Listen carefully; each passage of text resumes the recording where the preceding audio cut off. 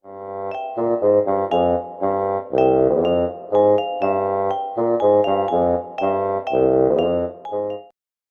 Everyone, welcome to my channel. आज हम लोग क्लास 10 में जो टॉपिक गिवन है सम एप्लीकेशंस ऑफ ट्रिग्नोमेट्री, इसकी एक्सरसाइज 9.1 का क्वेश्चन नंबर 12 और 13 सॉल्व करेंगे। दीज क्वेश्चंस आर इम्पोर्टेंट, तो लेट्स सी इनको कैसे सॉल्व किया जाएगा। क्वेश्चन में क्या गिवन है?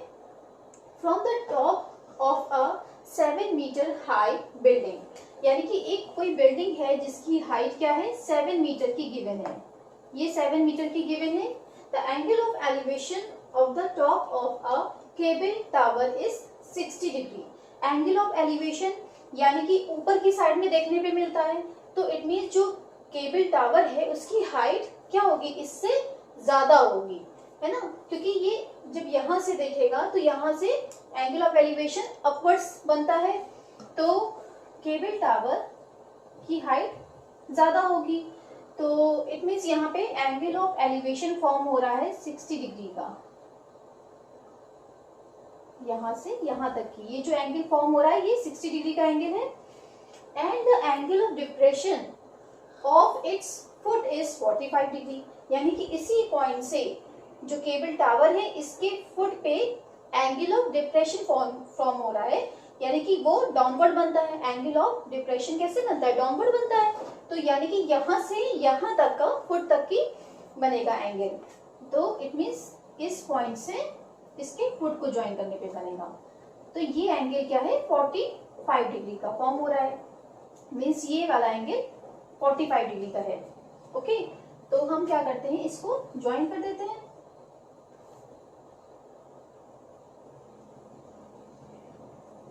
इसको यहाँ पे ऐसे ज्वाइन कर दिया, ये ओके। और जो बिल्डिंग है उसको हम लोग एज्यूम करते हैं ए बी, ये पी क्यू है और ये जो पॉइंट है वो आर है, ठीक है। तो यहाँ पे ये 7 मीटर गिवन है ए बी, तो इट मीन्स ये वाला जो है आर क्यू जो है इसकी भी हाइट क्या हो जाएगी, 7 मीटर की हो जाएगी, 7 मीटर की। और हमें फाइंड क्या करना है, determine the height of the tower. Means हमें क्या निकालना है, पी क्यू की वैल्यू निकालनी है। तो इसमें आर क्यू की वैल्यू तो हमें नोन हो गई, और यहाँ पे ये पी आर की वैल्यू अभी हमें नहीं मालूम है। ओके, तो सबसे पहले तो हम लोग ये लिख लेते हैं सॉल्यूशन में, सॉल्यूशन कि A B is equal to R Q is equal to 7 metre. Okay, तो अगर हम जब ये वाला एंगल लेंगे, कौन सा, पी ए आर वाला एंगल लेंगे, ठीक है, तो यहाँ पे 60 डिग्री का एंगल फॉर्म हो रहा है, और यहाँ पे 45 डिग्री का एंगल फॉर्म है। तो अगर हम ये वाला ट्रायंगल लेते हैं ए आर क्यू, तो ये हमें हाइट तो पता है, बेस हमें नहीं पता है, ठीक है। तो हाइट और बेस अगर ये निकल आएगा तो इस ट्रायंगल में भी यहाँ पे हाइट भी निकल जाएगी, ठीक है। तो ट्रायंगल लेते हैं कौन सा, in triangle A R Q, ये ट्रायंगल ले लिया हम लोगों ने। इसमें क्या पता है हम लोगों को कि 1045 डिग्री का एंगल फॉर्म हो रहा है। 1045 डिग्री इक्वल टू यहाँ पे क्या हो जाएगा, देखिए ये 45 डिग्री का है, यहाँ पे 90 डिग्री का एंगल फॉर्म हो रहा है, तो इट मीन्स 45 डिग्री के सामने वाली साइड क्या होगी, परपेंडिकुलर होगी, और ये वाला बेस होगा, क्योंकि इसके सामने वाली साइड तो हाइपोटेन्यूज है ना। तो इस एंगल के सामने वाली side means R Q is the perpendicular, और बेस क्या है यहाँ पे, ए आर है, A R. This implies that 1045 degree की वैल्यू क्या होती है, 1 is equal to R Q की वैल्यू 7 मीटर है, 7 upon A R. This implies that A R is equal to 7 metre. अब ए आर की वैल्यू जो है वो 7 मीटर मालूम चल गई है, ठीक है। तो अब जब हम यहाँ पे बेस हमें पता है, हाइट निकालनी है, तो फिर से हम लोग 10 वाला रेशियो लेंगे, ठीक है। तो इन ट्राइंगल कौन सा है, P A R, in triangle P A R में एंगल कौन सा है, 60 डिग्री का एंगल बन रहा है। तो tan 60 degree is equal to, यहाँ पे हाइट क्या है, पी आर हाइट है, P R upon A R, base is A are.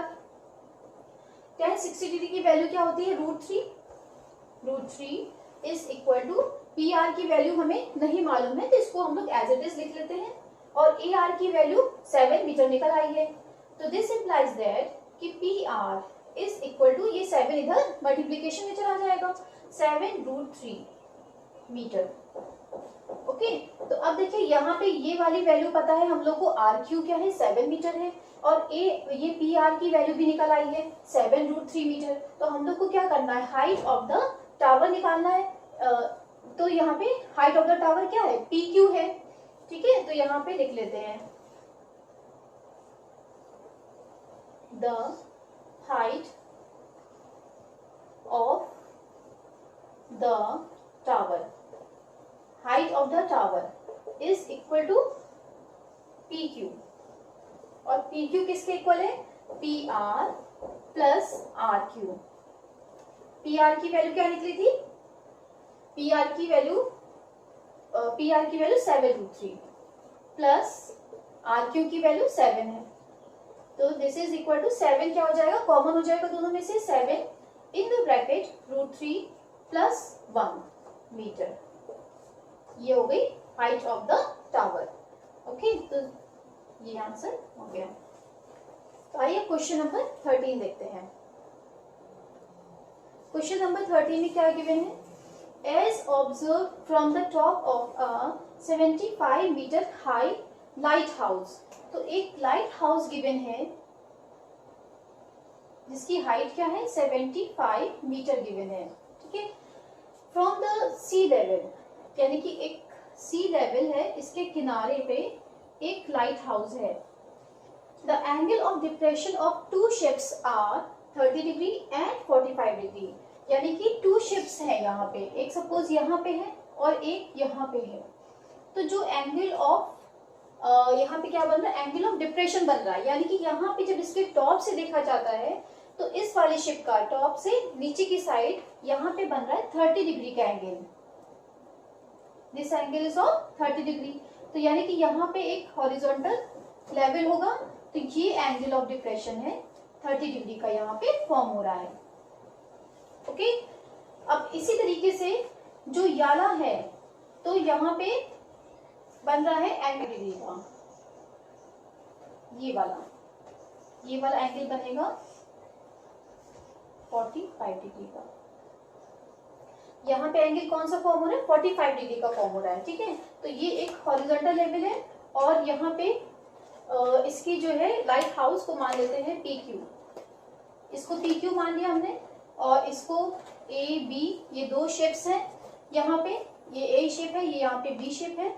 फिर क्या कह रहा है कि if one shape is exactly behind the other on the same side of the light house. अब लाइट हाउस के सेम साइड में ही हम लोगों ने बनाया है, सेम साइड में ही, और एक दूसरे के पीछे ही है दोनों शेप्स। तो find the distance between the 2 shapes, इन दोनों के बीच की डिस्टेंस फाइंड करनी है। मीन्स हमें क्या फाइंड करना, ए बी की डिस्टेंस फाइंड करनी है। तो हम लोग इसको क्या मान लेते हैं, एक्स मान लेते हैं। ओके, और इसको हम लोग पी आर मानेंगे। तो यहाँ पे देखिए, यहाँ पे 30 डिग्री का एंगल फॉर्म हो रहा है, ये एक पी आर एक हॉरिजॉन्टल लाइन है। इसी तरीके से क्यू बी भी जो है एक हॉरिजॉन्टल लाइन है। तो मीन्स क्या है, ये दोनों पैरेलल हुए ना एक दूसरे के, याली लाइन इस लाइन के क्या है, पैरेलल है, और ये वाला एंगल फॉर्म हो रहा है यहाँ पे। मीन्स ये एक ट्रांसवर्सल की तरह वर्क कर रहा है। ये जो है, ये लाइन कौन सी है, पी बी वाली लाइन है, ट्रांसवर्सल है। तो इट मीन्स अगर यहाँ पे 30 डिग्री का एंगल फॉर्म हो रहा है, तो यहाँ पे भी 30 डिग्री का एंगल फॉर्म होगा। क्यों, क्योंकि दोनों ही कैसे एंगल्स हैं, अल्टरनेट एंगल्स हैं। तो यहाँ पे 30 डिग्री का एंगल फॉर्म होगा। सेम इसी तरीके से देखिए, यहाँ पे जब ट्रांसवर्सल कौन सा हो जाएगा, पी ए हो जाएगा। अगर यहाँ पे पी आर है और क्यू बी है, और अब ट्रांसवर्सल क्या है, पी ए है, ये भी ट्रांसवर्सल है। तो अगर यहाँ पे 45 डिग्री का एंगल फॉर्म हो रहा है, तो मीन्स यहाँ पे भी 45 डिग्री का एंगल फॉर्म होगा, क्योंकि दोनों हॉरिजॉन्टल लाइंस हैं। मीन्स ये स्ट्रेट एंगल्स फॉर्म कर रहे हैं और यहाँ पे एक ट्रांसवर्सल बन रहा है, तो ये दोनों एंगल्स भी कैसे हुए, अल्टरनेट एंगल्स हुए। ठीक है, तो ये 45 डिग्री का एंगल है, तो इट मीन्स ये भी 45 डिग्री का एंगल होगा। ओके, तो चलिए उसी से सॉल्व करते हैं। यहाँ पे firstly we will write PR is parallel to QB, is parallel to QB. This implies that कि angle RPB, angle RPB is equal to angle PBQ, PBQ equal to 30 degree. और यहाँ पे रीजन क्या लिख देंगे, alternate angles. Okay, similarly PR is parallel to QA लिख सकते हैं या QB भी लिख सकते हैं, QB लिख लेते हैं। और दिस इंप्लाइज दैट कि एंगल यहाँ पे A कर लीजिए, A कर लिया, तो यहाँ पे क्या हो जाएगा, RPA, angle RPA is equal to angle कौन सा, RPA और PAQ, angle PAQ equal to 45 degree. क्यों, इसका भी रीजन क्या हो गया, अल्टरनेट एंगल्स है।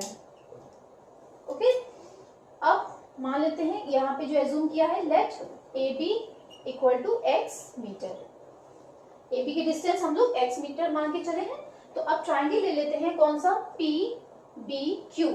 क्यों, क्योंकि इसमें हमें हाइट मालूम है और हमें बेस भी फाइंड करना है, तो इसलिए हम लोग यही वाला लेंगे, रेशियो कौन सा, 10 वाला लेंगे। In triangle PQB 10 30 degree is equal to, height क्या है यहाँ पे, PQ है और बेस क्या है, QB है, QB। ओके, तो 10 30 डिग्री की वैल्यू क्या होती है, 1/√3 इक्वल टू 75। PQ की वैल्यू क्या गिवन है, 75 गिवन है। और QB मतलब क्या होगा, QA means QA plus x, AB की डिस्टेंस हम लोग x मान के चले हैं, तो इज इक्वल टू, अब यहाँ पे देखिए क्रॉस मल्टीप्लाई हो जाएगा, QA plus x is equal to 75√3। This is equation number 1 मान ली। ठीक है, अब यहाँ पे लिख लेते हैं एक ट्राइंगल। अब कौन सा ट्राइंगल लेंगे, PAQ वाला ट्राइंगल लेते हैं, PAQ। इसमें कौन सा एंगल फॉर्म हो रहा है, 45 डिग्री का एंगल फॉर्म है, तो 10 45 degree is equal to, height क्या है, PQ है, PQ अपॉन बेस क्या है, QA है, QA। Okay, this implies that 10 45 degree की वैल्यू क्या होती है, 1 इज इक्वल टू PQ की वैल्यू है 75 अपॉन QA। ठीक है, तो हम लोग ने QA रख लिया, तो this implies that QA is equal to, ये QA इधर चला जाएगा मल्टीप्लिकेशन में, इक्वल टू 75 मीटर। ओके, तो QA, तो अब देखिए यहाँ पे BQ की वैल्यू क्या है, QA प्लस AB है। ठीक है, तो यहाँ पे देखिए QA की वैल्यू हो गई 75। अब इक्वेशन 1 से क्या है, QA plus x is equal to 75√3। Equation कौन सी है, 1 बाय इक्वेशन 1। तो यहाँ पे हम QA की वैल्यू रख देते हैं, 75 plus x is equal to 75√3। This implies that x equal to 75√3 minus 75, ये 75 प्लस साइन के साथ में है, इधर जाएगा तो माइनस साइन के साथ में हो जाएगा, मीन्स यहाँ पे 75 क्या हो गया, कॉमन हो गया, 75 इनटू ब्रैकेट √3 माइनस 1 मीटर, और x क्या है, AB की डिस्टेंस है, और यही हम लोग को फाइंड आउट करनी थी, distance between the two ships. तो this is the answer. I hope ये क्वेश्चंस आपको समझ में आए होंगे। अगर मेरी वीडियो आपको पसंद आई है तो इसको लाइक कीजिए, सब्सक्राइब कीजिए और बेल आइकन जरूर प्रेस कीजिए। मेरी बाकी भी जितनी ट्रिग्नोमेट्री की वीडियोस हैं वो सभी मेरे चैनल की प्लेलिस्ट में अवेलेबल है. You can watch from there. See you in the next video. Till then, bye bye.